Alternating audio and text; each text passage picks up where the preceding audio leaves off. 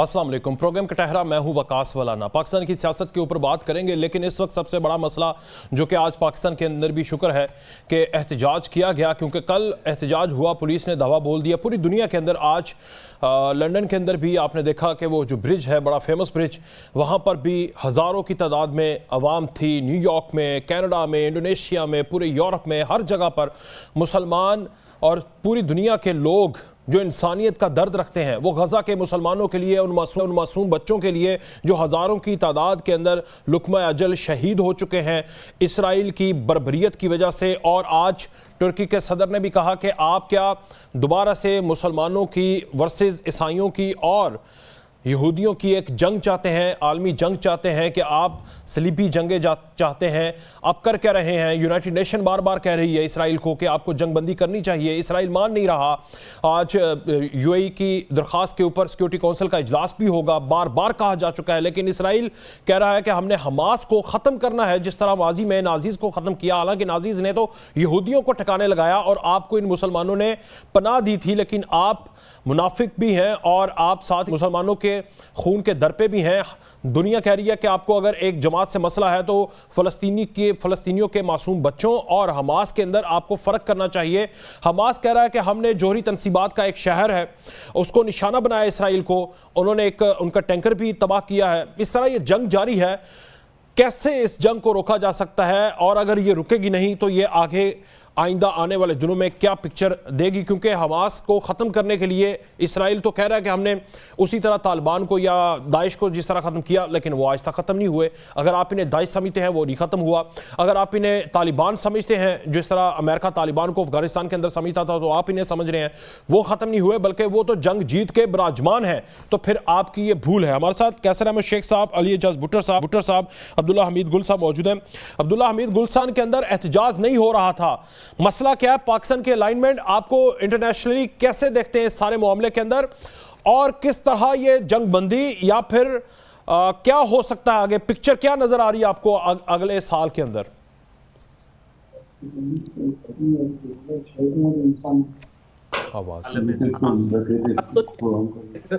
के अलावा जो ममालिक जो कि मेरे ख्याल में या इसराइल की पॉलिसी से इख्तलाफ राय रखते हैं, वो भी खुल के सामने आए।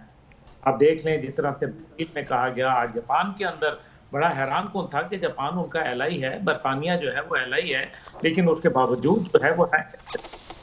अब देखना यह है कि पाकिस्तान का ये जो अंदर एहतजाज था, लोग उम्मीद कर रहे थे कि इससे कहीं ज्यादा होगा, क्योंकि मगरिब के अंदर जिस तरह से एहतजाज हुए उस तरह से इस्लामी दुनिया के अंदर वो एहतजाज नजर नहीं आए। अब पाकिस्तान के अंदर आज के एहतजाज में मैं भी शामिल था और जमात इस्लामी के मेहमान खास के तौर पर गया, वहाँ स्पीच भी की, और मैं कहता हूँ कि एक जज्बा दीदनी था और हद निगाह तक सिर्फ सारी तर थे। अब देखिए, इसके मुकाबले में रजब तैयब अर्दोगान साहब जो हैं वो आवाम की पल्स के ऊपर हाथ रखते हैं और वो खुद ऐसा कोई मौका हाथ से जाने नहीं देते जहां आवाम का सेंटीमेंट हो, तो वो खुद इसकी सरपरस्ती कर लेते हैं। नतीजा ये निकलता है कि लोगों को जो है वो डायरेक्शन लेस की जगह बाकायदा एक डायरेक्शन के साथ जो है वो उनको एक रास्ता मिल जाता है। अब दूसरी तरफ जो है ये जंग जो है ये बंद नहीं हो रही, ये फैलती जा रही है, और इसके नतीजे में जो खित्ते के तमाम जो स्मॉलर ऑर्गेनाइजेशंस हैं, चाहे वो जिहादी हैं, चाहे वो दहशतगर्द हैं, या चाहे वो कोई और हैं, वो तमाम की तमाम जो है वो यूनिटी की तरफ जा रही हैं। और अगर उनकी यूनिटी हो जाती है तो फिर खुदा ना खास्ता ये इसका फैलाव जो है वो अरब दुनिया बल्कि इससे भी बियॉन्ड जो है वो जा सकता है। तो इसलिए ज़रूरत इस बात की है कि हमें ये गौर करना है कि आज के हालात में हमें कोशिश करके आलम इस्लाम को दबाव डाल के, चाहे जैसे भी हो, लेकिन इस जंग को फौरी तौर पर जो है वो बंद कराना पड़ेगा। जैसे आपने कहा, बिल्कुल दुरुस्त, आप तालिबान को तबाह करने आए, तालिबान ने आपको तबाह कर दिया। आपने जहां जहां गए, हेटी के अंदर गए तो वहां पिट के आ गए, आप जो है जब सोमालिया में गए तो ब्लैक हॉक डाउन करवा दिया। यानी कि आपको जो है जगह नहीं मिल रही। Let's be honest about it. आपके पास कोई मॉरल, आपके पास कोई लीगल जस्टिफिकेशन नहीं है। इसलिए पाकिस्तान को ये सिक्योरिटी कॉन्फ्रेंस का जो इजलास है, मुनीर अकरम साहब ने बहुत खूबसूरत गुफ्तगू की, यकीनन जलील अब्बास जिलानी साहब ने भी बात की, लेकिन इससे बढ़कर हमें कुछ करना पड़ेगा।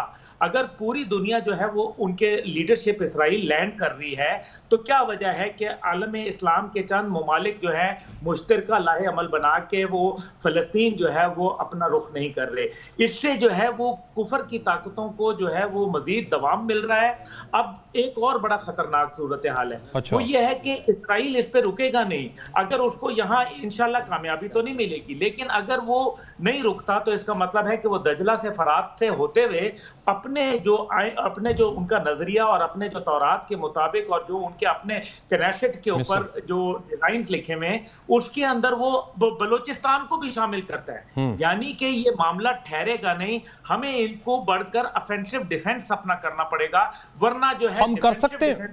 मैं आपसे यही मैं आपसे पूछ रहा हूं, हम तो गुलाम नहीं है, हम तो डॉलर के गुलाम है, कर सकते हैं। मैं रियलिटी बात कर रहा हूं, डॉलर की गुलाम नेशन है आपकी, कर सकती है।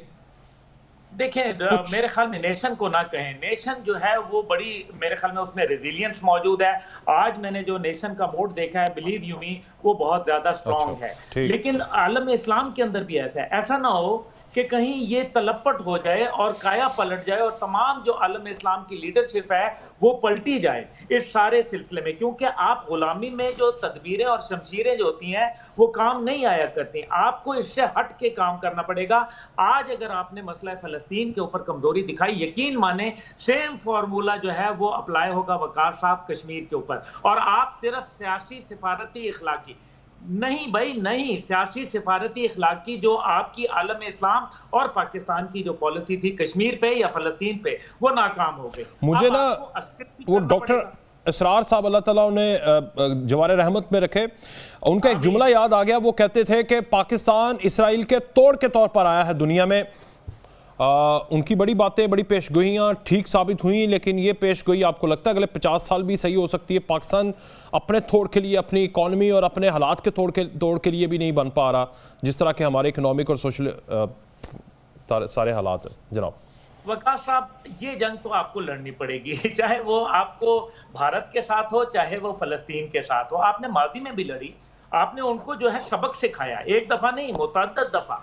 सीरिया की जंग में उनके जहाज गिराए, इसके अलावा कश्मीर के अंदर उनको भगाया, इसके अलावा जब उनके जहाज जब आए इंडियन मार्किंग के साथ श्रीनगर बेस पे हमारे न्यूक्लियर पे हमला करने के लिए, तो पाकिस्तान के उस वक्त मेरे वालिद जो थे वो DJISI थे, उन्होंने ये बड़ा वादे कहा था कि अगर आप 2 घंटे के अंदर वापस ना गए तो हम आपको दुनिया के नक्शे से कुरच के रख देंगे, और वो भाग गए थे। ये ऐसी बात नहीं है कि ऐसा नहीं हुआ। पाकिस्तान वाकई उनको, जैसे डॉक्टर इसरार अहमद रहमतुल्लाह ने फरमाया, वो बिल्कुल दुरुस्त बात की कि पाकिस्तान उनके तोड़ पे आया तभी तो न्यूक्लियर बना। हमारे पास साइकिल तो हम सही नहीं बना सकते, लेकिन बम बना लिया, इतनी बड़ी आर्मी बन गई। दुनिया की जो दहशतगर्दों के खिलाफ जो जंग थी अफगानिस्तान के अंदर, वो नाकाम हुए, पाकिस्तान उसके अंदर उसमें कामयाबियां हासिल हुई। आखिर कोई तो वजह है ना, आखिर कोई तो वजह है कि फ़लस्तीन के मुसलमान जब मस्जिद अक्सा के अंदर किसी को पुकारते हैं तो ना वो सऊदी अरब की आर्मी को पुकारते हैं, ना वो किसी मलेशिया को बुलाते हैं, ना वो किसी तुर्की को बुलाते हैं, ना वो मिस्र को बुलाते हैं। वो बुलाते हैं तो पाकिस्तान को बुलाते हैं, पाकिस्तान की कौम को, पाकिस्तान की फौज को पुकारते हैं। आखिर कोई तो वजह है ना, कोई तो वजह है। शायद उन्हें ये नहीं पता ना कि जिसने एटम बम बनाया उसका हमने क्या हाल किया, जिसने धमाके किए उसको 2 साल बाद हुकूमत से निकाल दिया। हाँ, वो शायद उन्हें ये पता नहीं है, उन्हें ये बताना पड़ेगा। लेकिन खैर अल्लाह करे जी। कैसर अहमद शेख साहब, सर आपका टेक, आपकी पार्टी का टेक, आपकी पार्टी मुझे नहीं लगता कि वो इसके ऊपर सोच भी रही है, लेकिन मुसलमानों की हालत ज़ार के ऊपर सर आपका पॉइंट ऑफ व्यू जनाब। बिस्मिल्लाहिर्रहमानिर्रहीम।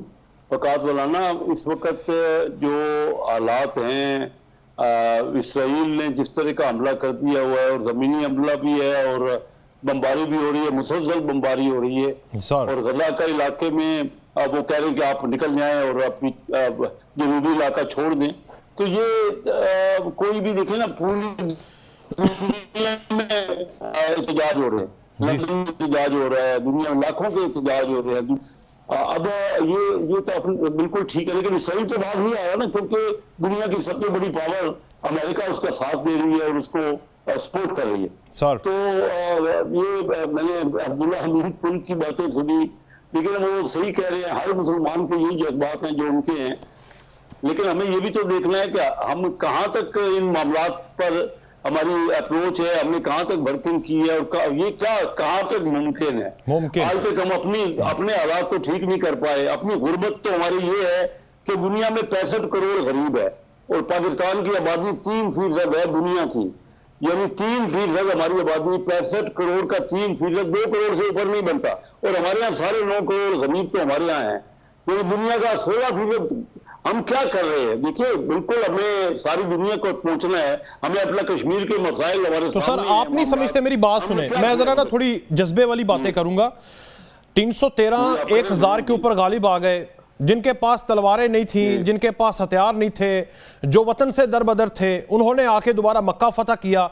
वो वाले जज्बे कहाँ गए हमारे अंदर? हम अगर इसी तरह करते रहेंगे तो फिर तो ये जो वतन है ये भी अल्लाह ना करे छीना जाएगा हमसे।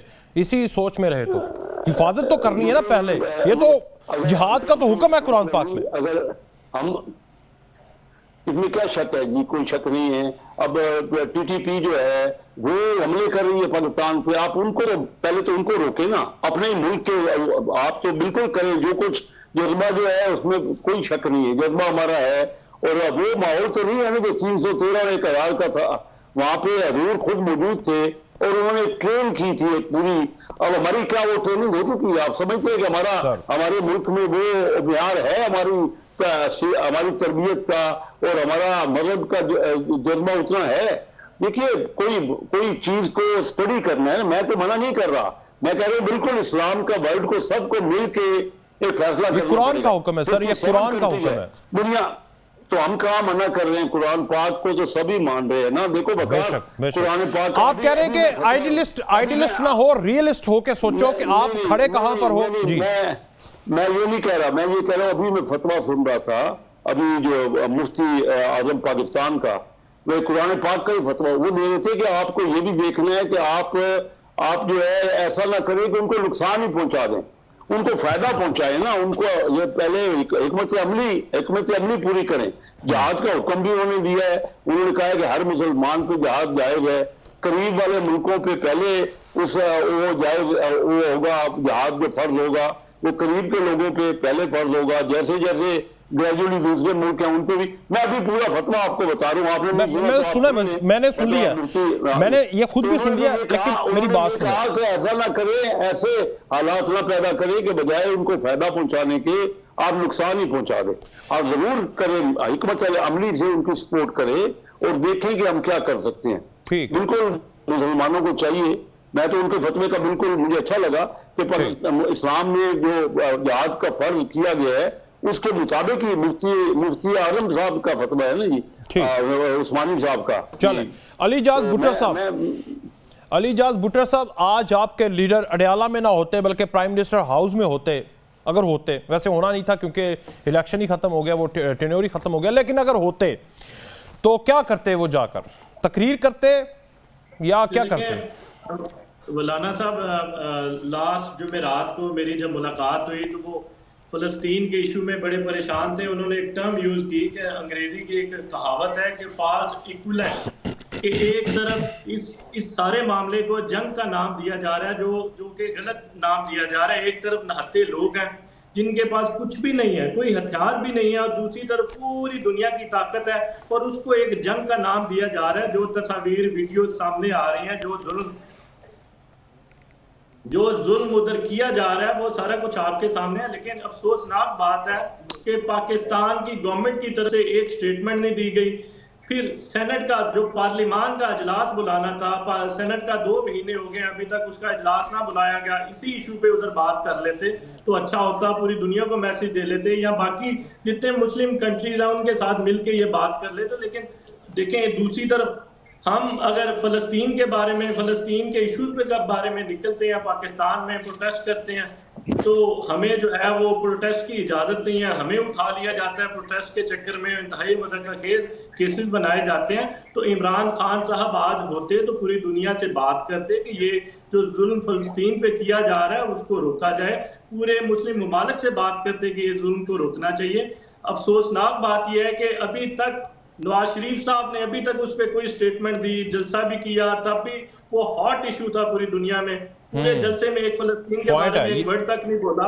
ये मैं आपके साथ मुत्तफिक करता हूं। होते तो वो बिल्कुल फलस्तीन का मुकदमा पूरी दुनिया पे लड़ते, जिस तरह वो इस्लाम का मुकदमा। वो बेसिकली आप कह रहे हैं कि उनको एक जलसा करना चाहिए था, लेकिन आपको याद है वो एक हाथ में कबूतर था और उसके बाद फिर फलस्तीन का झंडा भी लहराया था उन्होंने, भूल गए आप? 21 अक्टूबर को कोई एक स्टेटमेंट उनकी सुना दे, मैंने तो नहीं सुनी। अगर आपने सुनी उसी जलसे में दी थी लाला। फलस्तीन के लिए उन्होंने कोई स्टेटमेंट, आप जलसा देखें पूरा, दोबारा से जाकर रिकॉर्डिंग देख लें, उन्होंने बोला था फलस्तीन के हक में।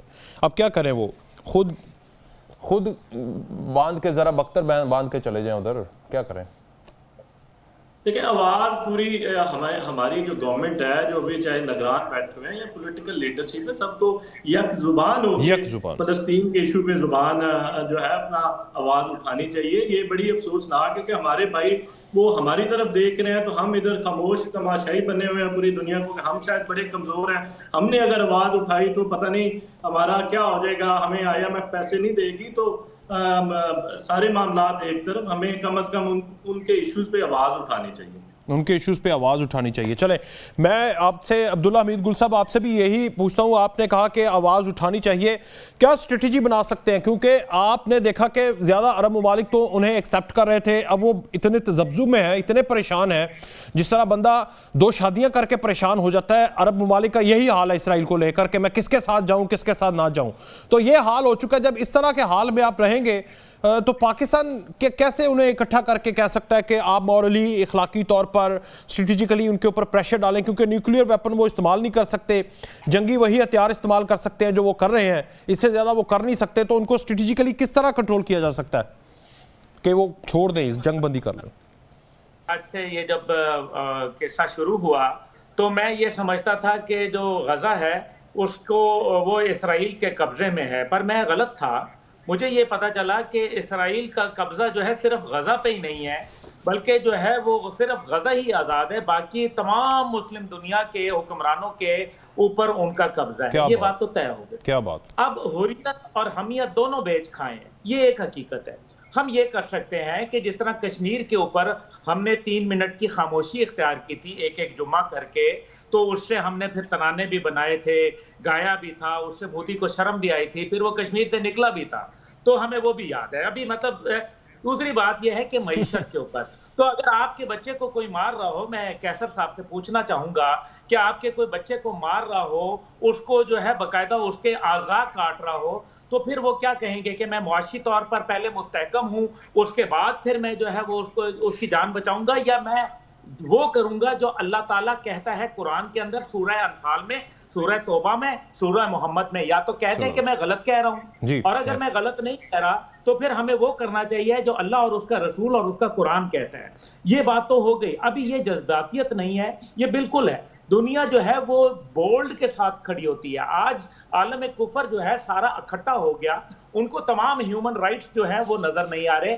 आप जो है वो ये कह रहे हैं कि जी ह्यूमन राइट्स की वायलेशन हो रही है। OIC, UN खत्म करें, लानत भेजें ऐसे इदारों के ऊपर जो इंसान की जान को छोड़ दे, मुसलमान छोड़ दे, फलस्तीन छोड़ दे, किबला अव्वल। आप किबला अव्वल ना बचा पाए तो किबला दोम नहीं बचेगा। वकास वालाना साहब, ये आप मेरे से पालें, और आप पढ़े लिखे आदमी हैं, आप जानते हैं कि अमेरिका के अंदर बकायदा इसके ऊपर काम हुआ, इसके अंदर उनके लिखारी लिख चुके, उनके मुहक्कक तहकीक के जवाब में दे चुके कि आप मक्का और मदीना को जो है वो बम्बार्टमेंट करें ताकि ये मुसलमानों का किस्सा मुका दें। क्या आप मुझे बताएं, अफगानिस्तान के अंदर जो दुनिया की तमाम ताकतें थी वो किस तरह रुस्वा होके गई हैं? क्या उनके पास वसाइल ज्यादा थे या तालिबान की मईशत अच्छी थी? क्या उनके पास हथियार जो है वो उनसे बेहतर थे? अगर हथियारों से, technology without morality is rascality. Sir, वही कुरान की आयतें थी जिनको वो पकड़ कर बैठे थे कि हमने अपने खित्ते की, अपनी सोवेरेनिटी की हिफाजत करनी है।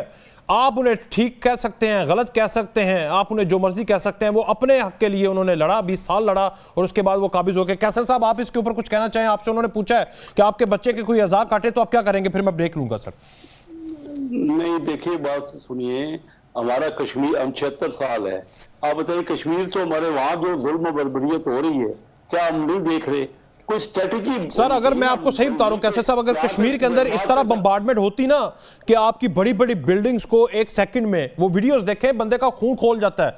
हमारे इख्तियार में नहीं है, नहीं तो जाके बंदा खुद जाके लड़ पड़े। वो बम्बार्डमेंट इस तरह कश्मीर के अंदर हो रही होती और उसका धुआं अब तक आ रहा होता ना, श्रीनगर से सीधा कश्मीर में या इस्लामाबाद तक, तो फिर मैं आपसे पूछता, वहां से धुआं नहीं आ रहा ना आपको?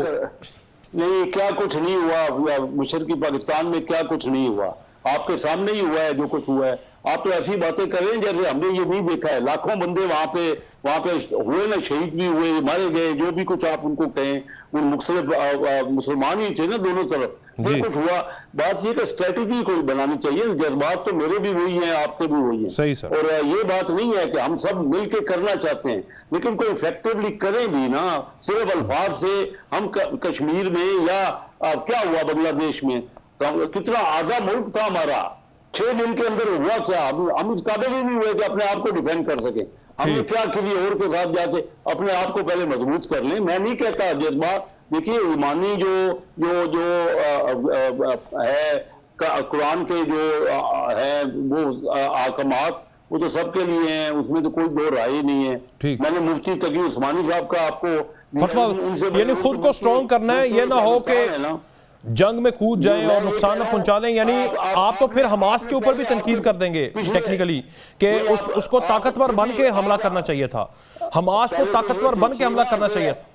आप स्ट्रेटेजी जो बना लें, यहाँ पे टीवी टॉक शो में तो नहीं हमले होते, पहले स्ट्रेटेजी बना लें। चलो जी, बैठ के आपको चलो ये बंद कर देते हैं टीवी टॉक शो। एक ब्रेक के बाद वापस आते हैं जनाब। एक बार फिर से खुशामदीद। पाकिस्तान की सियासत पे एक नज़र। पाकिस्तान में क्या खान साहब और ये आ सकते हैं दोबारा इलेक्शन के अंदर, ये बड़ा सवाल है। पंजाब के अंदर क्या सेटलमेंट होगी कल, क्योंकि आईपीपी ने एक बड़ा जलसा किया और उस जलसे के अंदर पीटीआई के लोगों ने उसका पोस्टमार्टम किया, जो कि उनकी हस्ब रवायत आदत है, कि वो मज़दूरों को लाया गया। और आईपीपी कहाँ तक पंजाब के अंदर कर सकती है, इलेक्शन में क्या सेटअप हो सकता है। अली भुट्टर साहब, ये खान साहब से मेरे ख्याल से 10 वकला को इजाज़त मिली है मिलने की, मिली नहीं है। इस्लामाबाद हाई कोर्ट में पिटीशन है, आप भी जाते रहते हैं, मिलते रहते हैं, क्या क्या उनके तासुरात हैं, जज्बात क्या हैं? कह दिया उन्होंने कि तैयारी करो इलेक्शन की भरपूर? जनाब देखिए, हालात ये हैं कि आज भी अगर आप आज की बात करें तो पेशावर में हमारी पुरअमन रैली थी, जिसपे दावा बोला गया, क्रैकडाउन किया गया, गिरफ्तारियां की गई। और एक तरफ आप देखते हैं कि मुकम्मल सहूलतकारी है, चाहे वो अदालती सहूलतकारी है, चाहे वो इंतजामी सहूलतकारी है, दूसरी तरफ तशद्दुद और जुल्म है। तो ये चाहते हैं कि शायद पीटीआई सियासत से बाहर हो जाएगी, तो ये इनकी भूल है। बेसिकली इन्होंने जो लंदन एग्रीमेंट किया, इमरान खान साहब उसको लंदन एग्रीमेंट का नाम लेते हैं, उसके कॉन्टेंट्स ये थे कि पीटीआई को क्रश करना है, पीटीआई को जो है वो शायद खत्म करना है, पीटीआई के खिलाफ क्रैकडाउन करना है। और इन्हीं की मर्जी की इमरान खान साहब पर जो झूठे फर्जी और बेबुनियाद केसेस बनाने हैं, इमरान खान साहब को जेल में डालना है, और इन्हीं की मर्जी से ग्राउंड सेट करनी है। उसी ग्राउंड में अपनी मर्जी से ये फील्डिंग करना चाहते हैं, उसी ग्राउंड में अपनी मर्जी से ये एम्पायरिंग करना चाहते हैं, अपनी मर्जी से ये बॉलिंग करना चाहते हैं। तो फिर उसके बाद जिस तरह मंडेला साहब वापस आए पाकिस्तान में, और जिस तरह कानून और इंसाफ के तकाजे पूरे किए बगैर उनको अदालती रिलीफ दिया गया, वो सारा कुछ आपके सामने है। तो बेसिकली ये इलेक्शन तो चाहते नहीं है, क्योंकि अवाम में सिर्फ और सिर्फ पाकिस्तान तहरीक इंसाफ की मकबूलियत है, इमरान खान साहब की मकबूलियत है। ये सिर्फ और सिर्फ सिलेक्शन को ढूंढ रहे हैं, किसी तरीके से हमें सिलेक्शन मिल जाए। दूसरी बात, वो आप जलसे की बात कर रहे थे, तो जलसा सबने देखा कि 2-2 एटीएम खड़े थे, और किस तरह उनको 800 दिहाड़ी पे लेके आए, और किस तरह उनको पता ही नहीं था। अफसोस तो होता होगा ना, ये कभी हमारे एटीएम थे। लो जी, उनका तो मेरे ख्याल से इंटरनेट ही खराब हो गया इस सवाल के ऊपर। ये बड़ा खतरनाक है, पूछता हूँ मैं उनसे। अब्दुल्ला हमीद गुल साहब, आपको लगता है कि 2 एटीएम जिन्होंने राहें जुदा करके अब आवाम के ऊपर पैसा लगाना शुरू कर दिया, मजदूरों के ऊपर, बकौल इनके कि उनको पैसे दे के लाते हैं, वो पंजाब के अंदर अपसेट कर सकते हैं पाकिस्तान मुस्लिम लीग नून को, पीपल्स पार्टी को किसी हद तक साउथ पंजाब में? जनाब देखिए, अभी तो मौजूदा हाल में मेरे ख्याल में पीटीआई का एक बहुत बड़ा इशू है कि क्या उनकी जमात जो है वो अपने नाम को कायम रख सकेगी। दूसरी बात यह है कि बार बार कहा जाता है कोर कमेटी ने फैसला किया कि मौलाना फजल रहमान से मिल लें, असद कैसर साहब, अली मोहम्मद साहब। तो वो कोर कमेटी कौन सी है, क्योंकि उनके तो पास बंदे ही बहुत कम रह गए हैं। तीसरी बात यह है कि उनके पास जो बल्ले का निशान है, उस बल्ले ने जो है फौजी तनसीबात को और MM आलम के जहाज को और शोहदा को निशाना बनाया है। मेरा नहीं ख्याल कि ये बल्ले का निशान ज्यादा देर कायम रह सकेगा। फिर तीसरी बात यह है कि हर लोगों को, उनमें बहुत सारे लोग पीटीआई के मौजूद थे जो ये सोचते थे कि शायद इमरान जो है वो आएंगे तो अब बिल्कुल उधेड़ के रख देंगे, और उन्होंने जो है वो एस्टेब्लिशमेंट को चैलेंज कर दिया और वो तो बिल्कुल ही बुलडोज करते जा रहे हैं। अब जब उन्होंने देखा कि कुछ अरसे से वो जेल में आराम से बैठे हुए हैं और पार्टी भी जो है वो दिन ब दिन मुश्किलात का शिकार हो रही है, लोग टूट टूट के जा रहे हैं। आज वजिया साहिबा गई हैं, कल को और लोग गए, उससे पहले इस्तेकाम पाकिस्तान पार्टी में चले गए। तो इसलिए उनका मुस्तकबिल जो है फिलहाल मौजूदा सूरत हाल के अंदर मैं नहीं समझ रहा कि पंजाब में कि वो कोई अपसेट कर सकेंगे, बल्कि मुझे खैबर पख्तूनख्वा के अंदर भी उनके जो है मामलात वो दिगरगू नजर आ रहे हैं। दूसरी तरफ कश्मीर और गिलगित बल्तिस्तान को देख लें तो आपको पता है कि वहाँ उनकी जो पहले ताकत थी बतौर एक गवर्नमेंट में होने के, वो और बात थी, लेकिन अब वो डोमिनेट नहीं करेंगे बल्कि वो माइनॉरिटी में चले जा चुके हैं। और तीसरी तरफ जो है वो उनका जो मुकाबला है इस टाइम पे वो मुस्लिम लीग के साथ तो बनता ही नहीं है। अलबत्ता वो ये कोशिश करेंगे कि तमाम मिलकर एक इत्तेहाद कर लें जिसमें पीपल्स पार्टी और पीटीएम की जमातें तमाम हों मासिवाय मुस्लिम लीग के, और ये तमाम मिलकर के अगर इत्तेहाद करें तो कोई अपसेट कर दें, कोई बाइकआउट का ऐलान कर दे, फिर तो और कोई बात है। लेकिन अगर ऐसा ना हुआ तो मैं नहीं समझता कि पीटीआई कोई वाजे जो अक्सरियत है वो ले पाएगी। हाँ, इलेक्शन कैंपेन के अंदर शोर होगा, बड़ा होगा, लेकिन अमलन जो उसका नतीजा है वो मुझे नहीं लग रहा कि कोई खास अच्छा हो। ठीक, और इस मकबूलियत का क्या करेंगे जो कि हजारों की तादाद में, हजारों तो कम कह दिया, करोड़ों की तादाद में अवाम उनके साथ है, क्या करेंगे? जी देखें, वो मकबूलियत जो है वो अपने पास रखेंगे और उस मकबूलियत को अंदाजा कर लें। ये कोई कमेटी है जो डाली हुई है? जी, इस टाइम पे तो ट्रेंड्स बन रहे हैं सोशल मीडिया पे, आप भी फॉलो करते हैं, देखते हैं, तो मुझे ये बताएं कि ये 1 लाख 1.25 लाख बंदे का ट्रेंड है ये 24 करोड़ अवाम में से, जो आपने कहा कि करोड़ों लोग, बल्कि हो सकता है अरबों लोग जो है वो मौजूद हों, तो ये ट्रेंड क्यों नहीं बन रहा? वो लोग, उन्होंने जेल जाने से अपने लीडर को रोका क्यों नहीं है? उन्होंने भाग भाग के दूसरी पार्टियों में शमूलियत क्यों कह रहे थे, जो कह रहे थे कि हम टक्कर के लोग हैं और टक्कर मार के हम जो है दीवारें तोड़ देंगे, वो कहां गए? दूसरी बात यह है कि अब आप देखें कि 331 से डॉलर जो है 275 पे आया, 40 रुपए पेट्रोल की कीमत पाकिस्तान के अंदर, मुझे याद नहीं पड़ता कि कभी जो है वो कम से कम मेरी उम्र में कभी ऐसा नहीं हुआ। SIFC का क्याम है। इसके अलावा आपकी उम्र में 300 से ऊपर भी नहीं गई थी जी, आपकी उम्र में 300 से ऊपर भी नहीं गई थी कीमत पेट्रोल की? ना सवाल ही नहीं पैदा होता। हमने तो ख्वाब में भी नहीं देखा था। तो बस ये तो बहुत हो गया जो हो रहा था, लेकिन मकसद ये है कि आप बेसिकली रिवर्स गियर की तारीफें ना करें ना, जो चौथे गियर पे गाड़ी आगे गई थी जो बदहाली की तरफ, उसको भी क्रिटिसाइज करें ना। एक पिक्चर तो मैं तो पीडीएम को बता रहा हूं कि पीडीएम ने तो 57% डिवैल्यू कर दिया पाक रुपी, और जो इनकी बैड गवर्नेंस थी उसकी तो मिसाल ही कोई नहीं मिलती। लेकिन जो उससे पहले थे वो भी उन्होंने कोई कमाल नहीं किया था, कमाल नहीं किया। का सौदा किया, और उधर दूसरी तरफ जो है वो आपका IMF और वर्ल्ड बैंक के सामने आप सरनगू हो गए। ये कौन सी बात थी? कौन सी बात? आप देखें ना, खालिद सेशल जो एक यहूदी है पाकिस्तानी, उसको बकायदा पाकिस्तानी पासपोर्ट अक्टूबर की 20 तारीख जनवरी की 20 तारीख 2019 को किसने जारी किया? किसकी हुकूमत जारी हुआ? जिस पासपोर्ट पे ये लिखा हुआ है कि दुनिया के तमाम मुल्क मां सवाए इसराइल, उस पासपोर्ट पे इसराइल का नाम खत्म किसने किया? किसकी हुकूमत में हुआ? ये बहुत सारे अभी इन सवालात के जवाब लेने पड़ेंगे।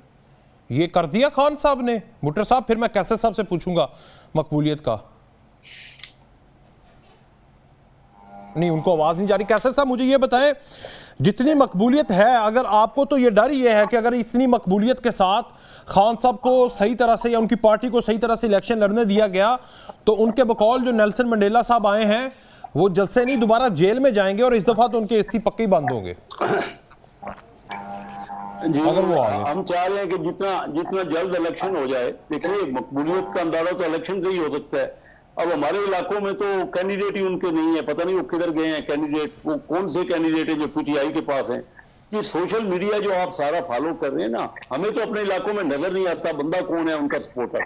बहरहाल बहुत करोड़ों लोग होंगे, ठीक है, उनका राइट है, इलेक्शन फेयर होने चाहिए, फ्री होने चाहिए और ऐसे होने चाहिए जो सब उसको एक्सेप्ट करें और परसेप्शन भी उसकी यही हो कि फेयर हुए हैं। यानी एक्सेप्टेबिलिटी हो ना, तो ठीक है, इलेक्शन जल्द से जल्द इंशाल्लाह होंगे। जनवरी के लास्ट वीक में इलेक्शन कमीशन ने डेट दी है, हम उसकी तैयारी कर रहे हैं। इलेक्शन होगा, जो भी पार्टी इलेक्शन जीती है, जो भी पॉपुलर है, वो इलेक्शन जीत जाएगी। और लेकिन इस वक्त तो पीटीआई के कैंडिडेट ही नहीं है, वही भागे हुए हैं। पता नहीं है कि कौन सा, हमें तो नहीं पता कि हमारे मुकाबले में कैंडिडेट कौन है उनका। तो ठीक है, अगर वो खंबे को भी खड़ा करते हैं, वो भी जीत जाता है, let them do like that. लेकिन इस वक्त तो कोई उनकी पॉपुलैरिटी, हमें तो ग्रास रूट लेवल। मैं आपको बता रहा हूं, उनके पास गरीब लोग हैं, आम लोग हैं, जो जिनका सियासत से लेना देना कोई नहीं है, उन्होंने खड़े होना है और आप जैसे बुर्जों को गिरा देना इस दफा, देख लीजिएगा। जी हाँ, अच्छी बात है। मैं तो बिलीव करता हूँ, 7 इलेक्शन मैंने लड़े हैं, मैंने तो वो भी इलेक्शन जीता है जबकि खान साहब खुद खड़े हुए थे 8 जगह से, और 8 जगह से वो हार गए थे, और मेरे साथ कोई टिकट नहीं था मेरे पास मुस्लिम लीग का। 97 के इलेक्शन की बात कर रहा हूँ, मेरे नीचे एमपीए भी नहीं था, मैं इंडिपेंडेंट था, और खान साहब 8 जगह से खड़े हुए थे, 8 जगह से हार गए थे, और मेरे वोट उस वक्त मुस्लिम लीग और पीपल। आपने खान साहब को 97 में हराया हुआ है? मैंने मेरे मुकाबले में तो नहीं थे।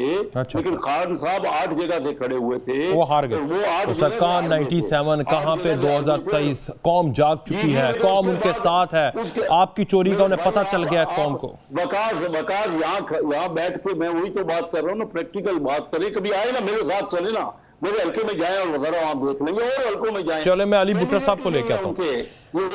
ये जो आप बात कर रहे हैं, ये सारी ख्याली बातें हैं और अंदाजे हैं सबके।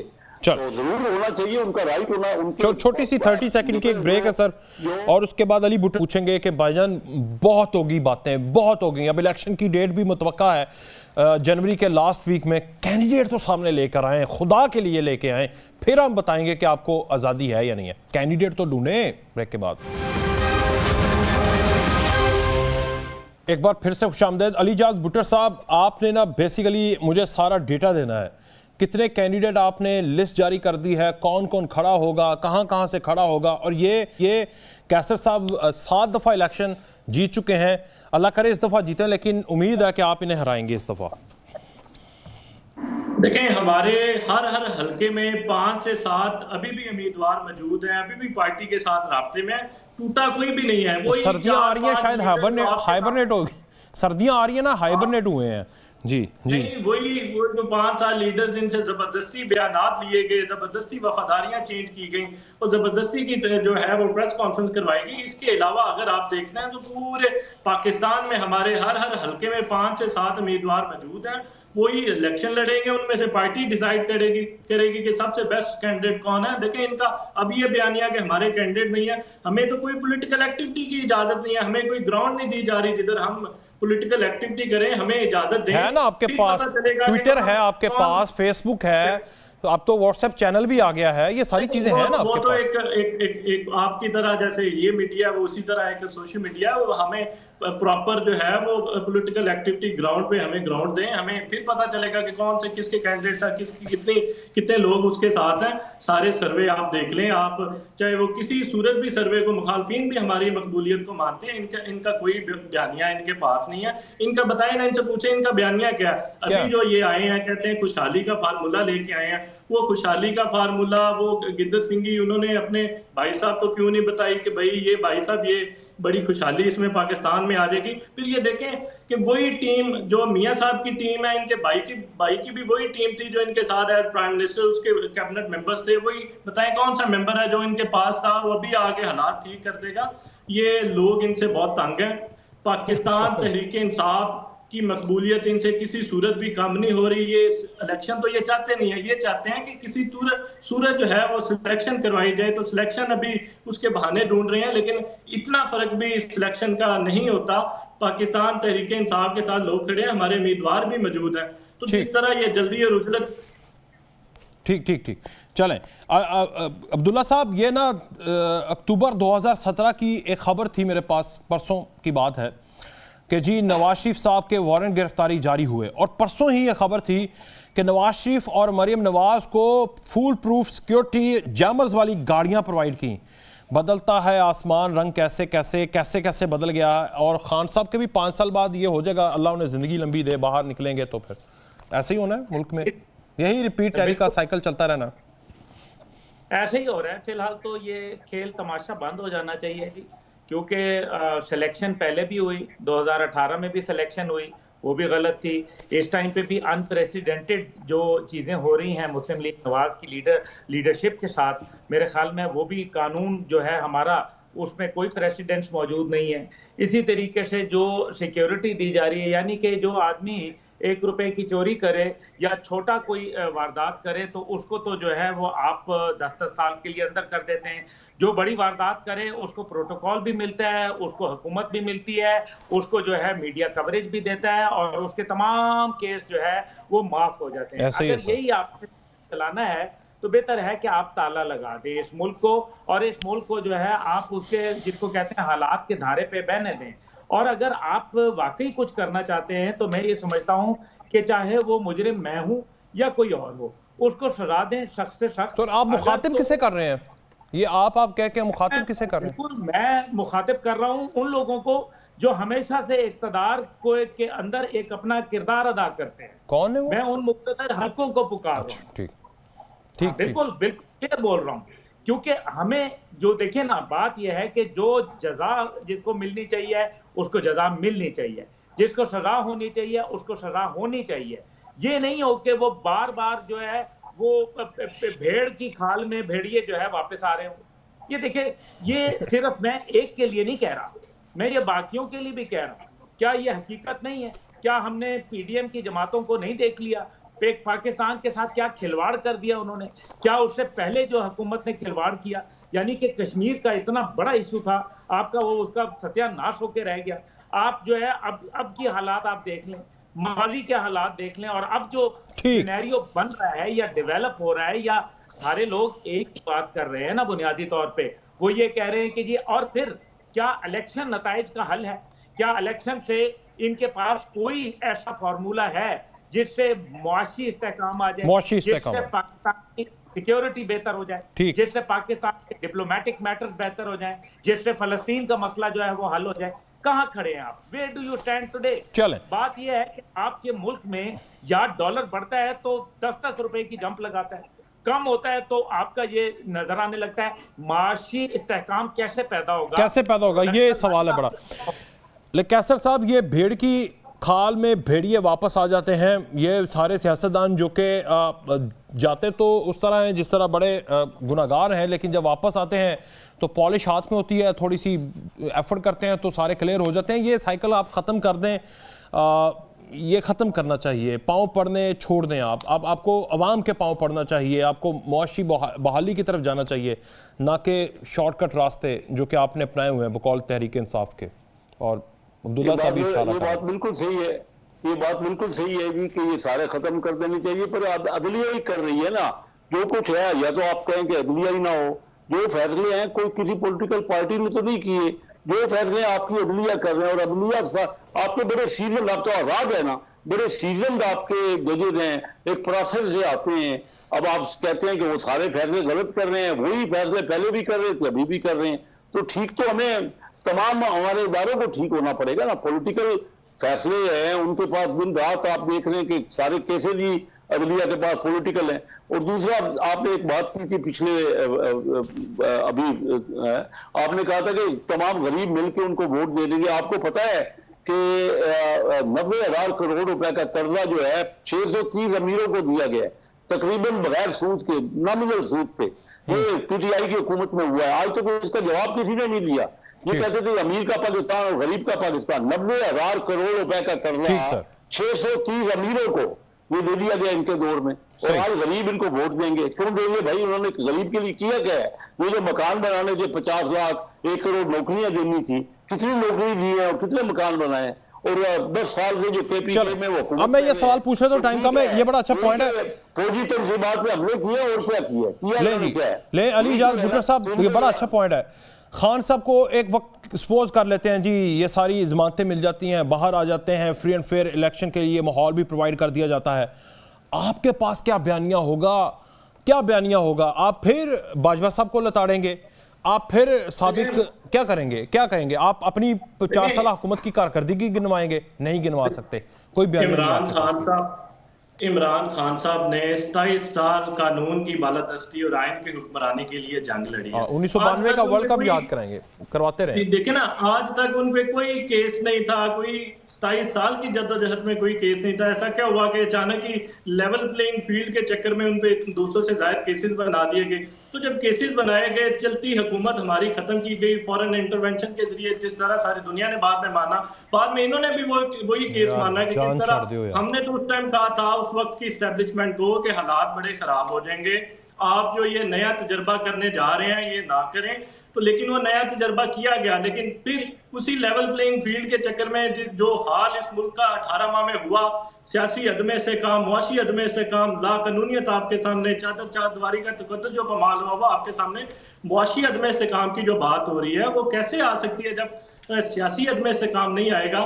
तो ये है कि सारे फ्री कैन को एक लेवल प्लेइंग फील्ड के चक्कर में जो तबाही दी गई और अभी जो तबाही हो रही है, ये सारा मजाक बंद होना चाहिए। सबको फ्री एंड फेयर इलेक्शन करवाएं, आपके सामने पॉलिटिकल स्टेबिलिटी भी आ जाएगी, मुआशियत में जो इस्तेकाम भी आ जाएगा, सारी चीजें हल हो जाएंगी। सिर्फ फ्री एंड फेयर इलेक्शन हो जाए इस मुल्क में, सब कुछ ठीक हो जाएगा। लो जी अब्दुल्ला साहब, लास्ट कमेंट कि आपका भी, कि यही एक वाहिद हाल है, फ्री एंड फेयर इलेक्शन हो जाएंगे, सब कुछ आ जाएगा और खान साहब वापस आए तो उनका बयानिया क्या हो सकता है? उनका बयानिया फिर वही होगा, चेरी ब्लॉसम चमके हरदम। लो बस हाँ जी भुट्टो साहब। देखें, हम आपके सामने जो 3.5 साल में कोविड के दौरान जो खुशहाली पाकिस्तान में आ चुकी थी, उस चलती हुकूमत को जिस तरह खत्म किया गया वो सारा कुछ आपके सामने है। लोगों के हालात बहुत बेहतरीन हालात थे, कोई हालात। लेकिन मैं एक बात बताऊं भुट्टो साहब, जिस तरह वो चेरी ब्लॉसम से ना सस्ती और अच्छी चमक देने वाली ना चमको पॉलिश है, तो वो थोड़ा लोकल है ना। तो वो आपके सामने है ना, जो हालात आजकल बने हुए हैं वो चेरी ब्लॉसम से भी आगे की कोई टर्म है तो वो इस्तेमाल करनी चाहिए इनके लिए। जो तो लंदन से लेके आते हैं ना, मैं आपको यहाँ पे लोकल बता रहा हूँ, ये अडयाला के इर्द गिर्द भी मिल रही होगी, रिमोट एरिया में भी। नहीं, वो किसी किस्म की कोई डील ना करना चाहते हैं, ना वो करेंगे। उनकी डील सिर्फ और सिर्फ अवाम के साथ है, आपके सामने उनकी सारी मकबूलियत अवाम में है। वो उनको डील करने की जरूरत नहीं है, किसी किस्म की डील की जरूरत नहीं है। वो अवाम की ताकत से इंशाल्लाह वापस आएंगे, वो डील की या किसी चेरी ब्लॉसम की जरूरत नहीं है। चलें इस बात पे, डील मिल रही है, वो डील की बुनियाद पे मिल रही है। बहुत शुक्रिया जी, सबका बहुत शुक्रिया। आज के प्रोग्राम से इतना ही, इजाज़त दीजिए जी, अल्लाह हाफ़िज़।